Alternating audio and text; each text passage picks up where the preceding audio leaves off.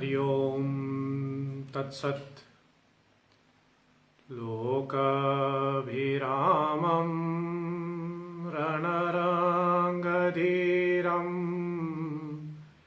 राजीवनेत्रं रघुवंशनाथं कारुण्यरूपं करुणाकरं त्वं श्रीरामचन्द्रं शरणं प्रपद्ये। मनोजवं मारुततुल्यवेगं जितेन्द्रियं बुद्धिमतां वरिष्ठं वातात्मजं वा नरयोत्तमोख्यं श्रीरामदूतं शरणं प्रपद्ये।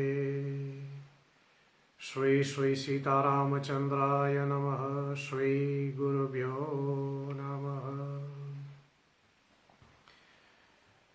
श्री राम जय जय राम। श्री राम जय जय राम।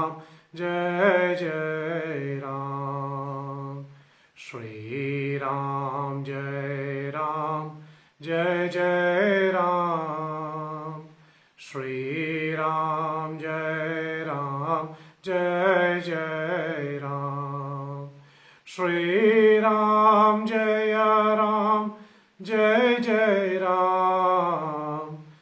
श्री राम जय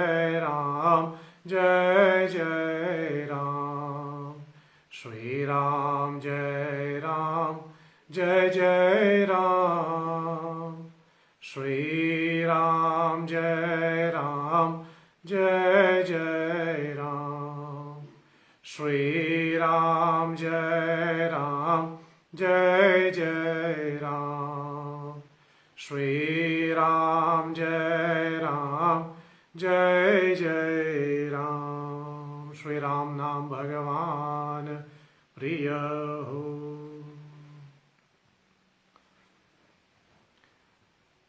आप सबों को सादर नमन करते हुए सभी को जय श्री हरि। बड़ी प्रसन्नता और कुछ मिली जुली फीलिंग्स के साथ, भावनाओं के साथ आज हम यह चैत्र नवरात्रि प्रारंभ कर रहे हैं।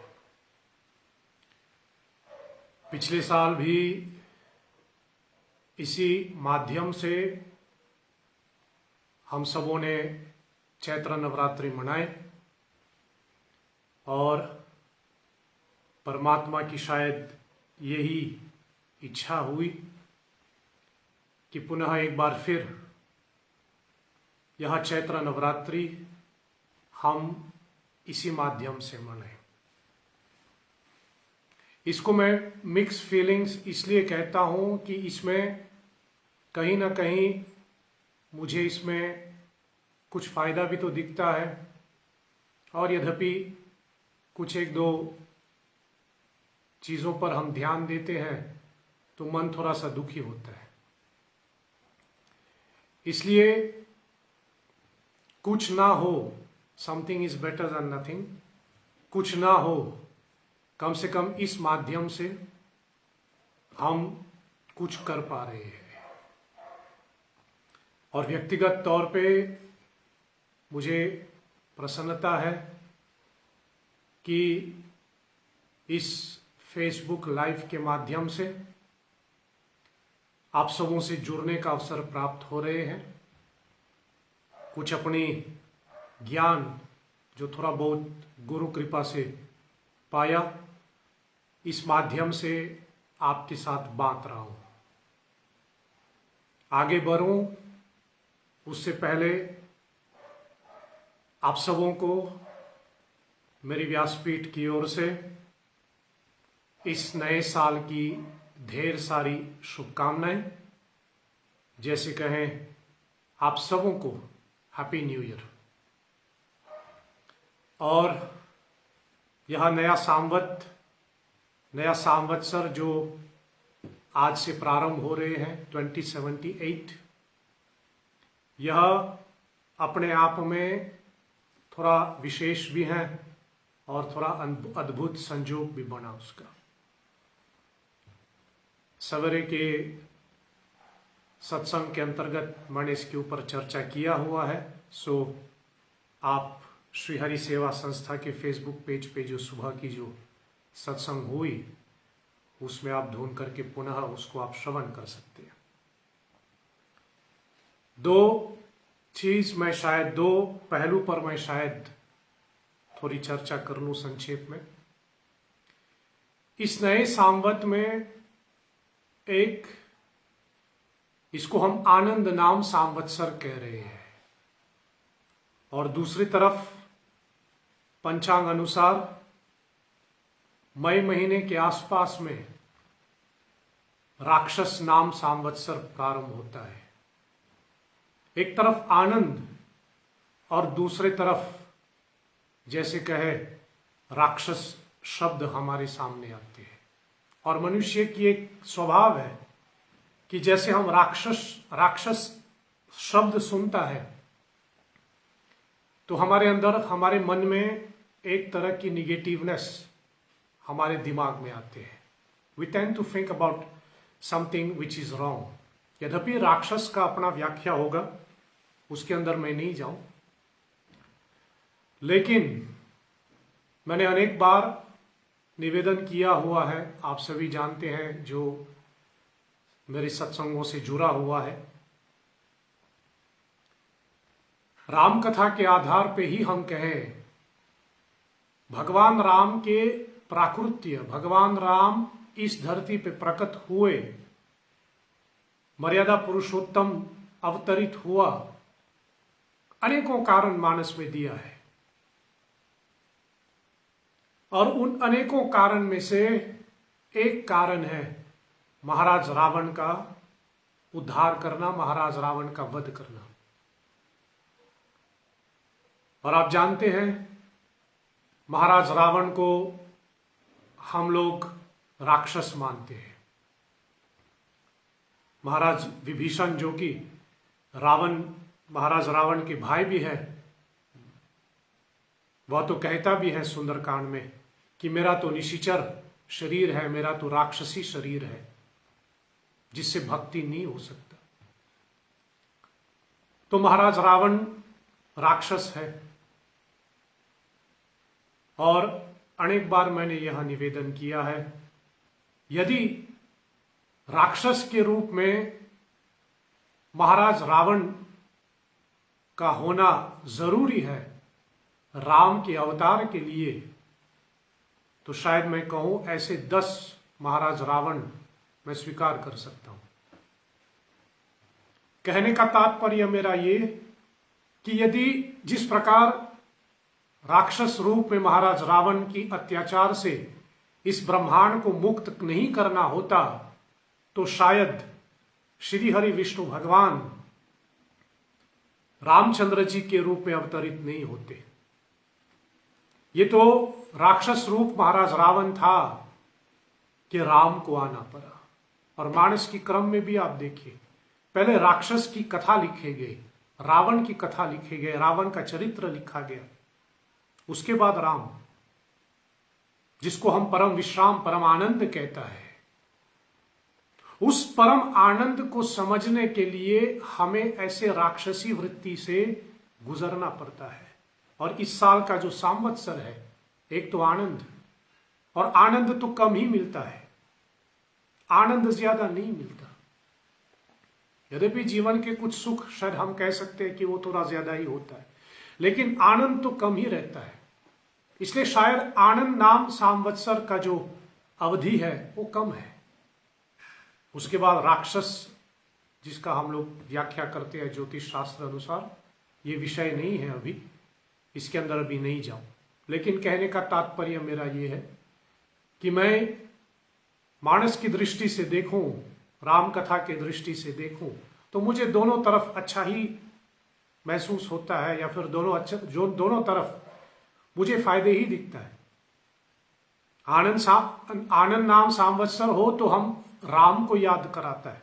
राम परमानंद है। आनंद शब्द आए तो हम राम को स्मरण करें, और राक्षस शब्द आए तो हम रावण को याद करें, जो अल्टीमेटली हमें राम तक पहुंचने का एक माध्यम बताता है। और आप तो जानते ही हैं, मानस का सबसे विशेष सोपान सुंदरकांड। यह तो पूरे लंका मतलब निशिचर नगरी, जैसे तुलसी ने कहा राक्षस की नगरी लंका में, यहां पर पूरी कांड लिखे गए हैं। तो आनंद नाम संवत्सर हो कि राक्षस हो, जो भी है, बस मनुष्य को हर तरह से, हर वस्तु में सिया राम में सब जग जाने, सारे जगत में, सारी पहलुओं में, सारी परिस्थितियों में बस सीताराम जी का हमें दर्शन करना है। तो सर्वप्रथम पुनः एक बार फिर आप सबों को, पूरे देशवासी को, और इस फेसबुक लाइव के माध्यम से केवल मॉरिशस में नहीं अपितु दूसरे देशों में भी कुछ लोग इस कथा से जुड़ रहे हैं। कुछ ने हमको बताया कि टाइम डिफरेंस के माध्यम से, टाइम डिफरेंस के कारण से इसको लाइव तो हम लोग नहीं देख पा रहे हैं, लेकिन बाद में हम लोग इसको देखते हैं, वो भी ठीक। आपका भी मैं आभारी हूं। तो जिस किसी से भी हम जुड़े हुए हैं इस फेसबुक लाइव के माध्यम से, आप सबों को नए साल की ढेर सारी शुभकामनाएं। और जैसे मैंने सवेरे अपनी न्यू ईयर शुभकामना के समय मैंने आप तक पहुंचाए कि मैं भगवान श्री हरि विष्णु से प्रार्थना करूं, सुख समृद्धि वो तो है ही, लेकिन अभी के माहौल में जिसकी हम सभी लोग कामना कर रहे हैं, एक स्वस्थ वातावरण, एक हेल्दी एटमॉस्फेयर पूरे विश्व में पुनः लौटाएं। और जैसे हम कहते हैं, केवल मॉरिशस नहीं अपितु पूरे विश्व कोविड फ्री हो जाएं, यही हम भगवान विष्णु से प्रार्थना करें। तो आगे बढ़ें। इस चैत्र नवरात्रि के पावन अवसर पर भगवान श्री हरि विष्णु के 7वां अवतार मर्यादा पुरुषोत्तम श्री राम को केंद्र में रख करके हम इस चैत्र नवरात्रि में भगवान राम की कथा विशेष रूप से गा रहे हैं। बाकी आपको पता ही है, साल में 4 बार नवरात्रियां होती हैं, 4 नवरात्रियां, जिनमें से प्रमुख 2 नवरात्रि हम लोग ज्यादातर मनाते हैं। एक यह चैत्र की नवरात्रि जो अभी चल रहे हैं, और दूसरा जो अक्टूबर नवंबर में आता है शारदीय नवरात्रि, जिसको हम लोग यहाँ दुर्गा पूजा कहते हैं।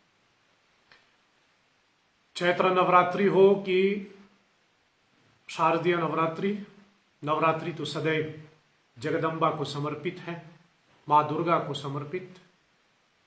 एक कारण यह भी हो सकता है इसका कि मातृ तत्व को पाने के लिए हमें 9 महीने तक प्रतीक्षा करना पड़ता है। 9 महीने के पश्चात ही उस मातृ तत्व को हम प्राप्त करता है। बाकी 9 पूर्णांक है, कंप्लीट फिगर जैसे कहें। इसलिए स्त्री जो है, शक्ति जो है, या फिर यूं कहे नारी जो है, वो पुरुष को कंप्लीट कर देता है। नारी जो है वो नर को पूर्ण कर देती है। और जब नारी नर को पूर्ण कर देते हैं तो पूर्ण के शब्द में या फिर पूर्णांक जैसे हम लोग कहते हैं वह 9 होता है। इसलिए एक कारण यह भी हो सकता है कि जगदम्बा की आराधना में 9 रात्रियां दिए गए। बाकी वह पराशक्ति माँ दुर्गा की जो पराम्बा है, जो पराशक्ति है, वह 3 अलग अलग शक्तियों में विभाजित है। और उन 3 अलग अलग विभिन्न शक्ति, जिसमें से प्रथम महा सरस्वती, फिर महालक्ष्मी, फिर माँ भवानी या फिर यूँ कहें माँ दुर्गा, यह 3 शक्तियाँ जो देवी का विभाजित किया गया है, उनके लिए 3-3 दिन निर्धारित किया गया है। 3 दिन क्यों? क्योंकि 3 जो है वह हमारे तीनों प्रकार के कष्ट, आध्यात्मिक, आदि भौतिक और आदि दैविक कष्ट को हरण करता है। तो 3 दिन सरस्वती माँ का, 3 दिन महालक्ष्मी माता का और 3 दिन माँ दुर्गा का, तो कुल मिलाकर के 9 दिन या फिर 9 रात्रियाँ माँ को समर्पित। रात्रि क्यों? क्योंकि इस पूरे ब्रह्मांड का जो ओरिजिनल फॉर्म है, इस पूरे ब्रह्मांड का जो स्थायी रूप है, वह अंधेरा है। इसके अंदर मैं फिर लंबा नहीं जाऊं, थोड़ा इस राम कथा के विषय पे ऊपर थोड़ा आगे बढ़ना है। लेकिन आप जानते ही है, इस पूरे ब्रह्मांड का जो ओरिजिनल फॉर्म है वह अंधेरा है। सीधा सा उदाहरण मैं दे सकूं, यदि हम जैसे हम लोग जब भी हम लोग कहें कि ध्यान करें भगवान का, तो कुछ लोगों की एक नियम है, हम सबकी एक नियम है कि हम आंख बंद कर लेता है। तो जैसे आंख बंद होता है तो क्या दिखाई देता है? अंधेरा दिखाई देता है। इसलिए इस पूरे ब्रह्मांड का जो ओरिजिनल फॉर्म है वह काला है, वह अंधेरा है, जिसको हम रात्रि कहते हैं। और भगवान श्री कृष्ण तो स्वयं उसी रंग में प्रकट होता है। तो रात्रि उस परम तत्व का स्वरूप माना गया, परब्रह्म का स्वरूप माना गया। इसलिए परब्रह्म की शक्ति जो है उनकी पूजा रात्रि को किया जाता है, इसलिए इसको नवरात्रि कहते हैं। और जिस मर्यादा पुरुषोत्तम श्री राम की गाथा हम लोग गाते हैं वह तो नर के रूप में है। और नर की परिभाषा या फिर नर का स्वरूप दिन को होता है। भागवत गीता में तो कृष्ण ने उसको दूसरा संदर्भ में भी कहा, लेकिन दिन के उजाले जैसे कहे वह मनुष्य के लिए है, नर के लिए है। इसलिए भगवान श्री हरि विष्णु जब नर के रूप में प्रकट हुआ तो वो दिन के 12 बजे को प्रकट हुए, और जब साक्षात नारायण के रूप में प्रकट होना था तो वो मध्य रात्रि को प्रकट हुए, कृष्ण अवतार। इसलिए नर के लिए दिन का समय और रात्रि जो है अंधकार जैसे कहे, द डार्कनेस, ब्लैकिश जैसे हम लोग कहे, वह परम तत्व का है। सो नवरात्रि के थोड़ा बहुत इसी को हम लोग एक अर्थ में संक्षेप में आपके सामने हम ऐसा रख पाए। लेकिन कोई भी नवरात्रि हो, शारदीय नवरात्रि या चैत्र नवरात्रि, दोनों नवरात्रियों में जगदम्बा की आराधना होती है। लेकिन सभी राम भक्तों के लिए, सभी मानस प्रेमियों के लिए हर नवरात्रि या फिर यूं मैं कहूं हर नवमी राम नवमी होता है। और विशेष प्रसन्नता इस बात का है कि चैत्र नवमी को, जो कि हम मर्यादा पुरुषोत्तम श्री राम जी की जयंती मनाते हैं, श्री रामचंद्र जी की प्राकृत्य मनाते हैं, इसीलिए विशेष रूप से चैत्र नवरात्रि को हम लोग राम नवरात्रि कहते हैं। और इस नवरात्रि में यद्यपि जगदम्बा की पूजा होती है, दुर्गा की आराधना होती है, लेकिन इस नवरात्रि में विशेष रूप हम मर्यादा पुरुषोत्तम श्री राम के ऊपर ज्यादा मनन चिंतन करते हैं। मेरी व्यासपीठ श्री हरि सेवा संस्था की तरफ से भी मैंने एक अपनी व्यक्तिगत तौर पे पिछले साल भी मैंने आपको इसके बारे में बताया आने वाले समय भी शायद इसके ऊपर हम बात करेंगे, लेकिन थोड़ा संक्षेप में मैंने पहले भी वर्णन किया है, मैंने पहले भी उल्लेख किया हुआ है। हम लोग जो सीता नवमी मनाते हैं, तो सीता नवमी उसको भी हम सीता नवरात्रि कहते हैं। उसको भी पूरे 9 दिन मनाना चाहिए और प्रतिपदा से लेकर के नवमी तक सीता जी की आराधना करके फिर सीता नवमी मनाया जाता है। इसको मेरे व्यासपीठ सीता नवरात्रि कहते हैं। तो राम नवरात्रि जो आज से आरंभ हो रहे हैं और जो कि 21 अप्रैल तक चलेगा।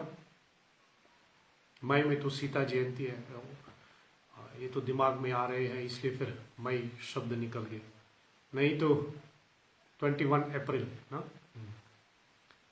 तो आज से ये राम नवरात्रि के संदर्भ में यह श्री राम कथा हम लोग आरंभ कर रहे हैं और पुनः इस माध्यम से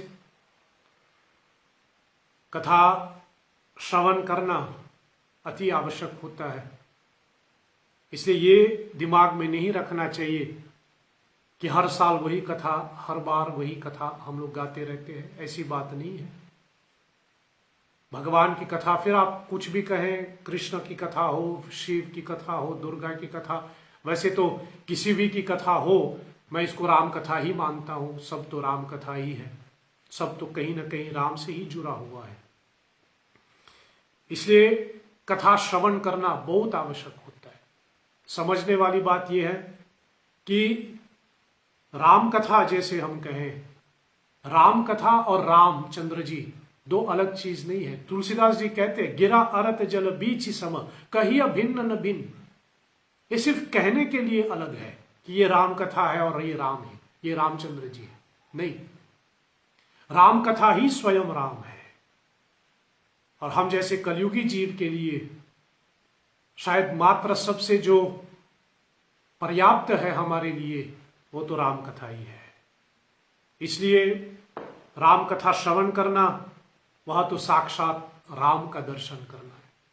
तो आज से ये कथा हम प्रारंभ कर रहे हैं और मैं आपसे प्रार्थना करूं कि पूरे 9 दिन तक आप हमारे साथ जुड़े रहिए, अथवा यूँ कहें कि पूरे नवरात्रियों तक, क्योंकि कथा तो रात्रि में चल रहे हैं, इसलिए पूरे नवरात्रियों तक आप मेरे से जुड़े रहें और इस माध्यम से हम लोग कथा भी श्रवण कर पा रहे हैं।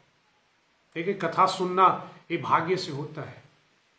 कहा जाता है शास्त्रों में कि परमात्मा स्वयं चुनता है किस किस को कथा सुनने का वह अवसर देता है। इसलिए हम लोग यह भी मानते हैं कि कथा सुनना हमारा प्रारब्ध है। प्रारब्ध माने हमारी डेस्टिनी। यदि प्रारब्ध में है, भाग्य में है, तो ही हमें राम कथा सुनने को मिलता है। इसलिए यदि आपको राम कथा सुनने का अवसर प्राप्त हो रहे हैं तो अपने आप को भाग्यशाली समझना कि भगवान ने हमको चुना है कि हम उसकी कथा सुने। और शायद मैं ऐसा भी कहूँ, इसमें थोड़ा बार बार मैं निवेदन करूं, इसमें ये अर्थ ना लें कि मैं तो कथा गा रहा हूं, आप सुन रहे हैं, तो दोनों में मतलब श्रेष्ठ कौन, सबसे ज्यादा, ऐसा कुछ नहीं है। मैं भी कथा ही सुन रहा हूं, मैं भी श्रोता हूं। ये मत समझना कि मैं वक्ता हूं, मैं भी श्रोता हूं, मैं भी श्रवण कर रहा हूं। इसलिए कथा श्रवण करना यह भाग्य से होता है। और कथा श्रवण करने का जो फल मिलता है, कथा श्रवण करने से, कथा श्रवण करना चाहिए, ये भी इसके ऊपर मैं बोलूं, कथा श्रवण करना चाहिए। 2 शब्द आते हैं, एक सुनना और एक श्रवण करना। यद्यपि शब्दकोश में देखें तो दोनों का अर्थ बराबर है, सुनना और श्रवण करना, लेकिन दोनों अलग है। सुनना यह सांसारिक विषयों के ऊपर है, हम सांसारिक बातों को सुनते हैं, इसलिए भगवान ने कान दिया। इसको समझने के लिए मैं आपको एक दृष्टांत देता हूं, एक एनालॉजी देता हूं। कांटा होती है ना, कांटा, जब पैर में कांटा चुभ जाते हैं, जैसे कहे कांटा लग जाते हैं, कांटा पैरों में चुभ गया, उसको निकालने के लिए उस कांटे को निकालने के लिए हम लोग किस चीज का प्रयोग करते हैं या फिर क्या प्रयोग करते हैं उस कांटा को निकालने के लिए? उस कांटा को निकालने के लिए दूसरे कांटे की ही जरूरत होता है। हमें एक दूसरे कांटा की जरूरत पड़ेगा ताकि हम वो कांटा निकाल सके। कहने का मतलब यह है कि कांटा निकालने के लिए भी आपको कांटे की जरूरत ही पड़ेगी। लेकिन फर्क क्या है दोनों में? पहला जो कांटा लग गया पैर में वो अनजाने में लगा, out of ignorance, out of हमारे कुछ लापरवाही की वजह से, ड्यू टू अवर केयरलेसनेस। कहीं यहां वहां नंगे पैर चला होगा तो कांटा लग गया, कांटा चुभ गया। ये हमारी अज्ञानता की वजह से, आउट ऑफ इग्नोरेंस, वो कांटा हमको लगा पैर में या कहीं पर भी। लेकिन उसको निकालने के लिए जो दूसरा कांटा हम लोग प्रयोग करते हैं वो हम जानबूझ के, सोच समझ के उसको हम लेकर के वो चुभा हुआ कांटा निकालता है। यद्यपि दोनों कांटा है, दोनों का मतलब है, दोनों शब्द बराबर कहता है, एक सुनना, एक श्रवण करना। लेकिन सुनना क्या है? सुनना वही है जो हमारी इग्नोरेंस के कारण हम करते हैं। जैसे इग्नोरेंस के कारण से वो कांटा लग गया हमारे पैर में, उसी प्रकार इग्नोरेंस के कारण हम यहां वहां की बातें सुनते हैं। लेकिन जो दूसरा कांटा हम लोग प्रयोग करते हैं वो पहली वाला कांटा निकालने के लिए, वो दूसरा वाला कांटा पूरा सोच समझ के हम लोग लगाते हैं। इसलिए दूसरा वाला कांटा को हम कहते हैं श्रवण करना।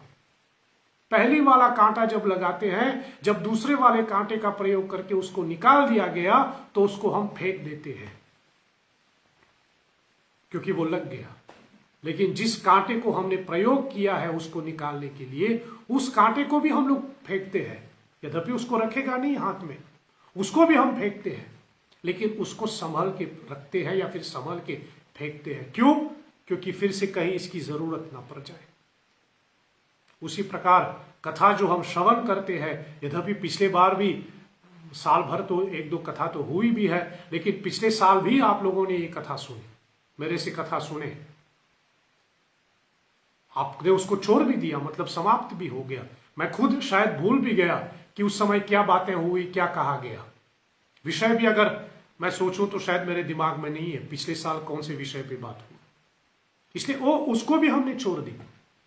लेकिन स्मरण में है कि पिछले साल भी कथा सुने थे।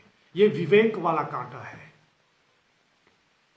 लेकिन जो सांसारिक बातें होती हैं वो हम लोग सुन करके भूल जाते हैं, उसको फेंक देते हैं, उसको याद रखना ही नहीं चाहिए। बस यहां से सुनो और यहां से निकाल दो। तो सुनने में और श्रवण करने में ये फर्क होता है। और सुनते हम लोग सांसारिक चीजें को सुनते हैं, श्रवण तो हम कथा को श्रवण करते हैं। कथा सुने नहीं जाते। कई कई महापुरुष तो ये कहते हैं, कई कई बुद्ध पुरुष तो ये कहते हैं कि कथा पिया जाता है। पी ले, कथा सुना नहीं जाते, कथा पिया जाता है। कथा को हम पाते हैं, जैसे हम लोग कहे। इसलिए भगवान की कृपा होती है तब जाकर के मनुष्य को राम कथा सुनने का अवसर मिलता है। इसलिए यदि आपको राम कथा सुनने का अवसर प्राप्त हो रहे हैं तो अपने आप को बड़भागी समझिए कि रामचंद्र जी की ये गाथा सुनने का अवसर मिले। और यही हरि कृपा है। कभी कभी भगवान, कभी कभी लोगों को ये भी लगता है कि लॉटरी लग गया तो भगवान ने कृपा की। नहीं, हरि कृपा केवल एक ही तरीका से होता है। बार बार मैं निवेदन करूं, हरि कृपा केवल एक ही द्वारा होता है, जब उसकी कथा सुनने का अवसर मिलता है। यही हरि कृपा है। बाकी जो भी कुछ हमको मिलता है वो हमारे कर्मों का फल है। कर्मानुसार हमको प्राप्त होता है। हमने कर्म किया है जिसके फल स्वरूप हमको ये प्राप्त हुआ है। लेकिन हरि कृपा, ऐसा कोई कर्म है ही नहीं जिसको करने से हरि कृपा, जिसको करने से राम कथा सुनने को मिले। मनुष्य जैसे कहे लॉटरी जीत जाए, उसके लिए तो कर्म करना पड़ेगा, लॉटरी तो खेलना पड़ेगा ना, तब जाके लगेगा।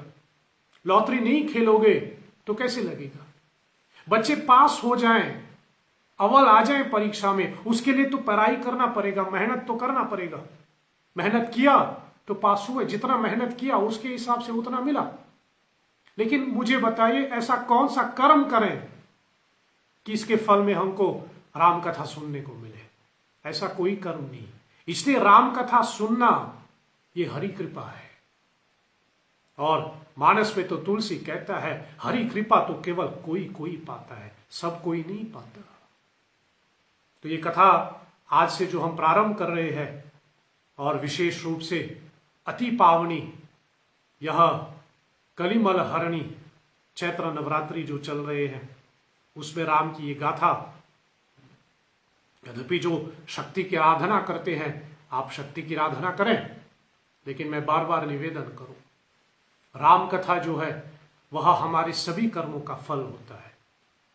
इसलिए आपसे निवेदन करूं कि आप यह कथा सुने 9 दिन तक।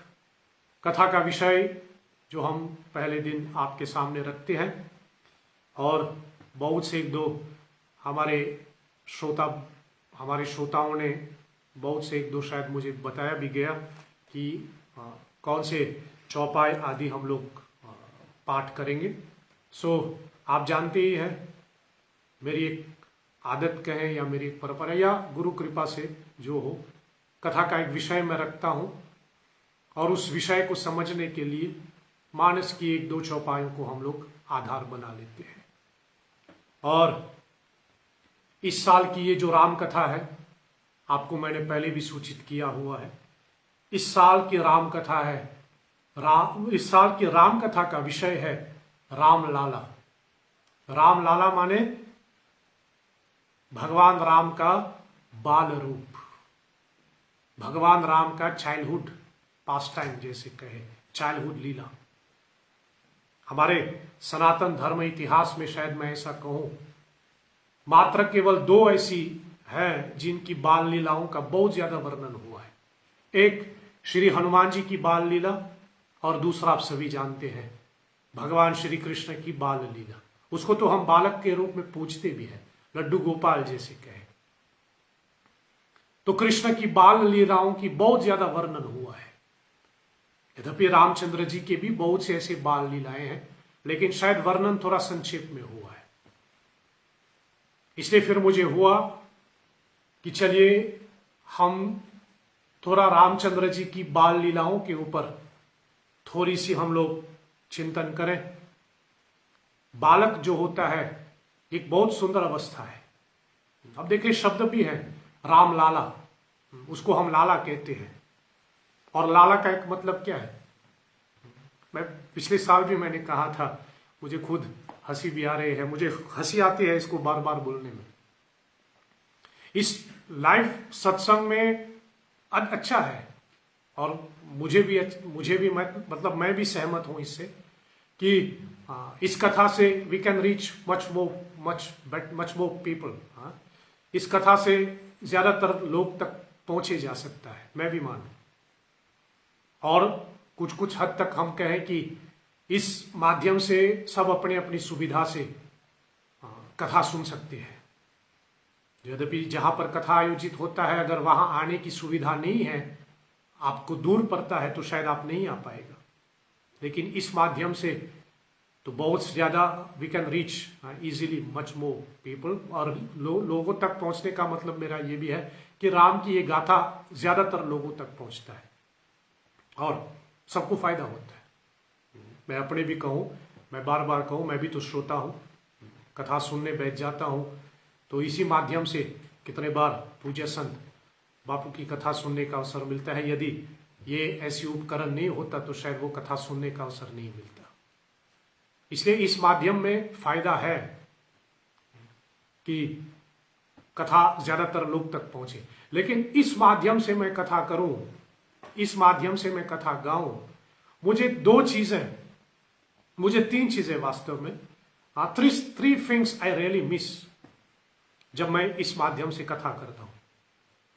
सबसे पहला, आपसे प्रश्न करने का अवसर नहीं मिलता। जो मेरी कथाओं से जुड़ा हुआ है, मेरी व्यासपीठ से जुड़ा हुआ है, आप जानते हैं कथाओं में कितने बार मेरा एक आदत भी है, आप ऐसा कहें कि मैं प्रश्न पूछता हूं, लेकिन इस माध्यम से आपको आपसे प्रश्न पूछने का अवसर नहीं मिलता। यहां तो मैं खुद प्रश्न भी पूछता हूं और मुझे भी खुद जवाब देना पड़ता है। और कभी कभी तो कथा की ऐसी परिस्थिति भी आ जाती है कि प्रश्न इतना गंभीर हो जाते हैं कि फिर मैं आपको थोड़ा सस्पेंस के साथ छोड़ देता हूं।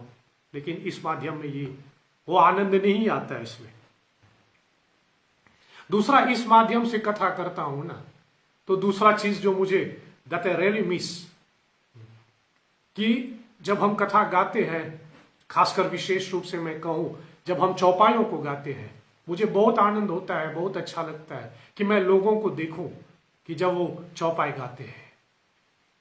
आप तो खुद अपने आप को नहीं देख पाएगा, मैं खुद अपने आप को नहीं देख पाता, ये तो दुनिया की रीत है। लेकिन जब दूसरों को देखते हो चौपाई गाने में, जब मैं देखता हूं कि लोग चौपाई गाते, जो चेहरे के ऊपर एक खुशी आ जाती है, जो चेहरे के ऊपर एक प्रसन्नता आ जाती है, वह मन को बहुत अच्छा लगता है। मन को इसलिए अच्छा लगता है मेरा कि तब हम समझे कि तुलसीदास जी ने हमको क्या दिया हुआ है। इस मानस की चौपाइयों का प्रभाव कितना है कि कभी भी आदमी उसको पढ़ता है तो चेहरे पे खुशी आ जाती है, चेहरे पे चमक आ जाती है, और इसको देखने में मुझे बहुत आनंद मिलता है। लेकिन इस माध्यम से नहीं देख पाता। I cannot experience that moment seeing you all chanting this चौपाई। ये दूसरा चीज मुझे बहुत मिस होता है।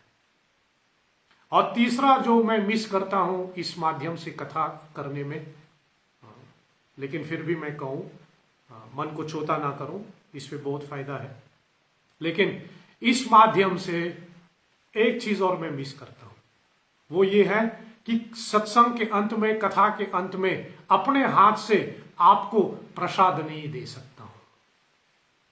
प्रसाद बांटना, हमारे गुरुदेव कहते हैं कुछ ना हो तो आदमी को प्रसाद बांटो। आप कुछ ना कर सके तो आदमी में प्रसाद बांट ले। महाराज जी हमेशा कहते थे, गुरु महाराज इसके ऊपर बहुत जोर देते थे। और मैं थोड़ा आपके साथ यहां बांटू, महाराज जी जब भी ट्रैवल करते थे तो वो अपने साथ लड्डू लेके आते थे, लड्डू लेके जाते थे जहां भी जाते। क्यों? क्योंकि एयरपोर्ट पे जब वो उतरेंगे तो एयरपोर्ट पे जितने कर्मचारी काम करते हैं सबको एक एक लड्डू वो देते थे। पूरे एयरपोर्ट के सभी स्टाफ को वो एक एक लड्डू दे देते थे, तब वो एयरपोर्ट से बाहर निकलता है। इसलिए महाराज जी हमेशा कहते थे कि आप कुछ ना दें, लेकिन आदमी को हमेशा प्रसाद बांटना चाहिए। और इस माध्यम में कथा के अंत में मैं आपको प्रसाद नहीं बांट सकता हूं, दैट आई रियली मिस। लेकिन फिर भी क्या करें, something is better than nothing. जैसे शुरू मैंने कहा, जो मिले जथा लाभ संतोषा, तुलसी ने कहा, सो हम इसी में खुश हो जाएं जो हमको प्राप्त हुआ। सो इस माध्यम से पुनः एक बार फिर हम कथा कर रहे हैं। मैं तो ये चर्चा कर रहा था कि लाला का मतलब क्या है। आप सामने होते तो मैं आपकी जवाब सुन लेते कि लाला का मतलब क्या है। चलिए मैं ही जवाब देता हूं। लाला को हम सेठ कहते हैं। आपने फिल्मों में देखा होगा, आजकल नए जमाने में खासकर मॉरिशस में ये सुनने को नहीं मिलता होगा, लेकिन फिल्मों में आपने सुना होगा। लाला का मतलब होता है सेठ, धनवान लोग। और इस पूरे ब्रह्मांड का सबसे बड़ा धनवान तो श्री राम ही है, कृष्ण ही है। इसलिए राम को, कृष्ण को हम लाला कहते हैं। राम लाला, कृष्ण लाला, या फिर कृष्ण लाल, राम लाल, लाला। तो इस कथा का केंद्र बिंदु राम लाला, भगवान राम की बाल लीला। अब इसके ऊपर चर्चा कर रहे हैं। ये तो एक मेरी मनोरथ, मेरी एक इच्छा हुई तो हमने इस विषय को रखा। बाकी मानस का यदि आप जब आप पाठ करते हैं तो प्रसंग आते हैं कि मां पार्वती शंकर भगवान से राम कथा सुनने की इच्छा करती है। शंकर भगवान जो है वो मां पार्वती को कथा सुनाने के लिए बैठ मानस की 4 घाट हैं, आप सभी जानते हैं। 4 घाट है रामचरितमानस का। और एक घाट के ऊपर शंकर भगवान पार्वती को कथा सुनाते हैं। पूरी प्रसंग आप जानते हैं, संक्षेप में फिर मैं कहूं, सती जब अपने शरीर को भस्म कर देते हैं, सती अपने शरीर को भस्म इसलिए करते हैं क्योंकि राम के ऊपर उसने शंका की थी, जिसके परिणाम स्वरूप भगवान शिव ने उनका परित्याग कर दी। और फिर लीला ऐसे होते हैं कि सती अपने शरीर को भस्म कर लेता है। फिर सती माता पार्वती के रूप में जन्म लेते हैं। पार्वती के रूप में जन्म लेने के पश्चात वह घोर तपस्या करती है ताकि शंकर जी को वो पति के रूप में पाए। काफी समस्याओं के बाद, काफी तपस्याओं के बाद और समस्याओं के बाद भी मैं कहूं, कामदेव आया आदि आदि, काफी तपस्या के बाद तब सती माता को शंकर भगवान पति के रूप में मिलता है। और फिर तुलसीदास जी कहता है कि एक दिन शंकर भगवान वट वृक्ष के नीचे बैठ करके मुस्कुरा रहा था, तभी पार्वती माता उनके पास पहुंचे और पार्वती माता भगवान राम की कथा सुनने की इच्छा करती है। राम कौन है? परब्रह्म जैसे कहे परमात्मा राम के रूप में अवतरित कैसे हुए? जगत के बाप, जगत के पिता, किसी के पुत्र कैसे बन गया? यह प्रश्न पार्वती माता शंकर जी के सामने ले आते हैं। आखिर में शंकर भगवान पार्वती माता को राम कथा सुनाने के लिए तैयार होते हैं, लेकिन वहां पर एक चौपाई है। उसी चौपाई को मैं आधार बना रहा हूं। अपने राम कथा को आरंभ करने से पहले, बिफोर श्री रामचंद्र जी की कथा गाने से पहले, before starting relating his Ram कथा, तुलसीदास जी कहते हैं जब पार्वती माता ने प्रश्न पूछा तो प्रश्न जब भगवान शंकर ने सुना कि पार्वती ने कौन से प्रश्न पूछे, वह अपने मन में राम का स्मरण करके कुछ समय के लिए समाधि में चले गए। और समाधि से जैसे बाहर निकले तब उसने अपने राम कथा आरंभ किया हुआ है। और यहां मैं चर्चा कर रहा हूं आपसे, यह चर्चा आपको मिलता है बालकांड की दोहा 112 पर। तो वहां की एक चौपाई बालकांड की, वैसे इस कथा के लिए मैं 2 चौपाइयों को ले रहा हूं, लेकिन पहली चौपाई है बालकांड की दोहा 112 में एक चौपाई वहां से मैं ले रहा हूं, जहां भगवान शिव राम कथा आरंभ करने से पहले रामचंद्र जी की बाल रूप का वर्णन करते हैं। वो पहली चौपाई मैं थोड़ा आपको सुनाता हूं। आपके पास मानस हो तो अभी के लिए आप अपने रामचरितमानस में ये चौपाई ढूंढ सकते हैं, 112 बालकांड का।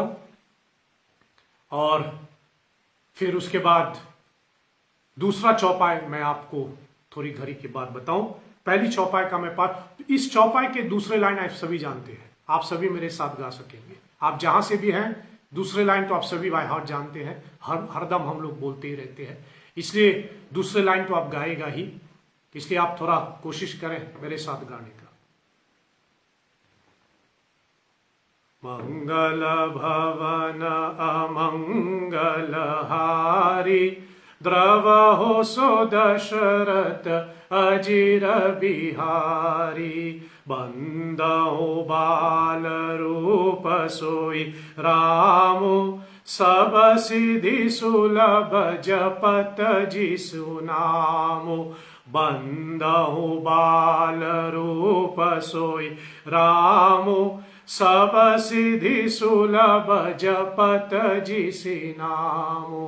मंगल भवन अमंगल हारी, द्रवहु सो दशरथ अजिर बिहारी। बंदहु बाल रूप सोई रामु, सब सिद्धि सुलभ जपत जिसि नामु। ये बालकांड की दोहा 112 पर है। तुलसीदास जी ने लिखा कि शंकर भगवान राम कथा आरंभ करने से पहले बंदहु बाल रूप सोई रामो, सब सिद्धि सुलभ जपत जिस नामो। मंगल भवन अमंगल हारी, द्रवहु सो दशरथ अजिर बिहारी। भगवान शिव स्वयं बाल रूप राम की वंदन कर रहे हैं, उसको स्मरण कर रहे हैं। इसलिए इस चौपाई को मैं इस कथा का आधार बना रहा हूं। और दूसरी चौपाई में उठा रहा हूं उत्तरकांड की, जो काकभुशुंडी के प्रसंग में है। मैंने आपको अभी बताया रामचरितमानस के 4 घाट हैं। एक घाट के ऊपर शिव जी पार्वती को कथा सुना रहे हैं, दूसरे घाट के ऊपर याज्ञवल्क्य जी महाराज भरद्वाज मुनि को कथा सुना रहे हैं, तीसरे घाट के ऊपर भुशुंडी जी महाराज गरुड़ जी को कथा सुना रहे हैं, और चौथे घाट के ऊपर तुलसीदास जी हमको कथा सुना रहे हैं, अपने मन को कथा सुना रहे हैं। इनमें से 2 घाट, पहला तो मैंने आपको बताया अभी शिव वाला घाट। शंकर अपनी कथा आरंभ करते हैं तो सबसे पहले बाल रूप राम का वह स्मरण करता है, जो दोहा 112, जो चौपाई 112 पर बालकांड में आपको मिल रहे हैं।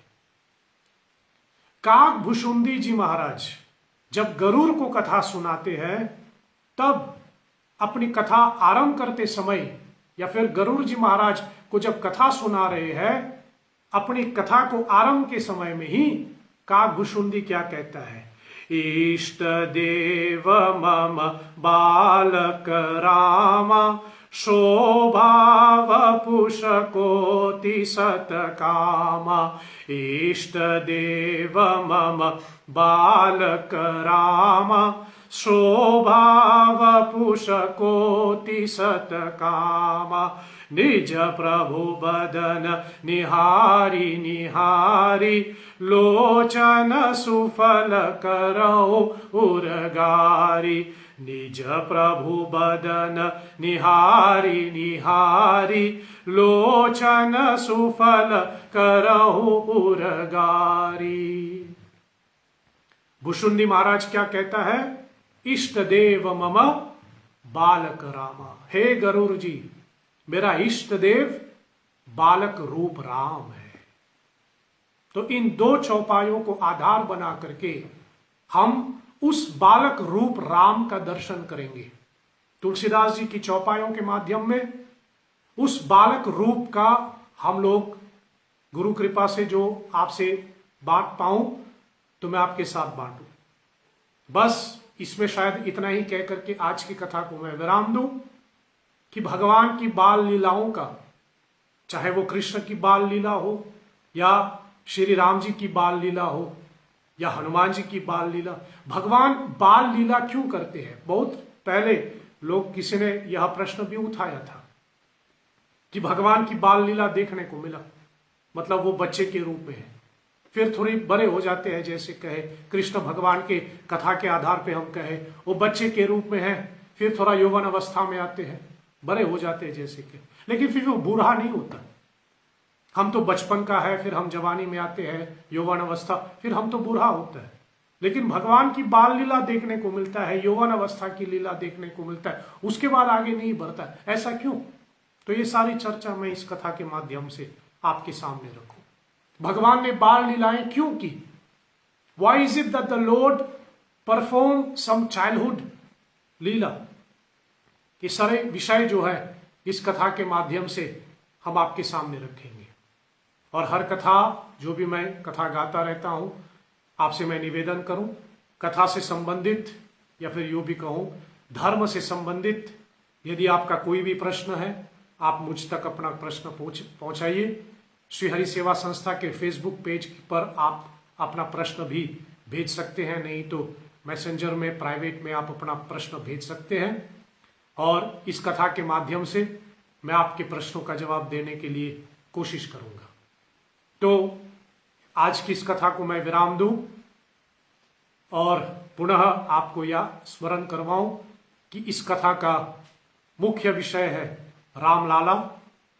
हम रामचंद्र जी की बाल लीलाओं का चर्चा करेंगे। कौन कौन से बाल लीलाएं भगवान ने, राम ने किया। कृष्ण की बाल लीलाएं तो सभी शायद जानते हैं, पूतना का वध हुआ, बाकासुर आदि आदि, कालिया वगैरह वगैरह सभी जानते हैं। लेकिन रामचंद्र जी की जो बाल लीलाएं हैं उसके ऊपर थोड़ी हम चर्चा करेंगे कि कौन कौन से लीला भगवान श्री राम ने बालक के रूप में उसकी चर्चा हुई। और काकभुशुंडी ने कहा कि उनका इष्ट देव बालक रूप राम है। अब बालक के रूप में राम को पूजना, फिर यौवन अवस्था के रूप में राम को पूजना, फिर सीता जी के साथ राम को पूजना, इन सभी में फर्क क्या है, इन सभी में अंतर क्या है, ये भी इस कथा के माध्यम से मैं आपके सामने रखूंगा। और जो कि इस चौपाई के अंदर शब्द आया है इष्ट देव, बहुत से लोगों को यह कंफ्यूजन होता है कि इष्ट देव का मतलब क्या है, इष्ट देव कैसे पता होता है, कहाँ मिलता है इष्ट देव, कौन निर्धारित करता है कि हमारा इष्ट देव क्या है। ये सब विषय भी हम इस कथा के माध्यम से आपके साथ बांटेंगे। आज की कथा को मैं विराम दूं, बस कल रात्रि के 8:15 बजे 8:15 मॉरिशस टाइम अनुसार हम इस कथा को फिर से, इस कथा के दूसरे रात्रि को हम आगे चलाएंगे। और मैं आशा करता हूं कि आप कल भी इतने ही तादाद में मेरे साथ जुड़े रहेंगे। यद्यपि आपका कोई भी प्रश्न हो, मैंने कहा भी है, आप फिर से मुझे बता रहे, लेकिन फिर भी आपका कोई भी प्रश्न हो आप भेजिए, मैं कोशिश करूंगा आपके प्रश्नों का जवाब देने के लिए। आज की पहली सत्संग में आप इतने समय तक मेरे साथ जुड़े रहे, आप सबों को कोटि कोटि धन्यवाद। याद रखें, हम घर में ही रहेंगे तो ही हम सुरक्षित रहेंगे, इसलिए घर में रहिए और घर में रह करके ही हम अपने और अपने परिवार तथा देश की हम सुरक्षा कर सकते हैं। चलिए आज मैं आपसे विदा लेता हूं। कल रात्रि के 8:15 पर पुनः ये राम कथा को हम आगे बढ़ाएंगे। अंत में हम सब मिलकर के कहें, अच्युतम केशवम राम नारायणम कृष्ण दामोदरम वासुदेवम हरिम श्रीधरम माधवम गोपिका वल्लभाम श्री जानकी नायकम श्री रामचंद्रम भजे। जय जय जय हनुमान गोसाई, कृपा करहु गुरुदेव की नाई। असतो मा सद्गमय तमसो मा ज्योतिर्गमय मृत्योर्मा अमृतं गमय। ओम सत्यम शिवम सुंदरम, ओम शांति शांति शांति। ओम श्री श्री सीतारामचंद्रार्पणमस्तु। साधुवाद। जय श्री हरि।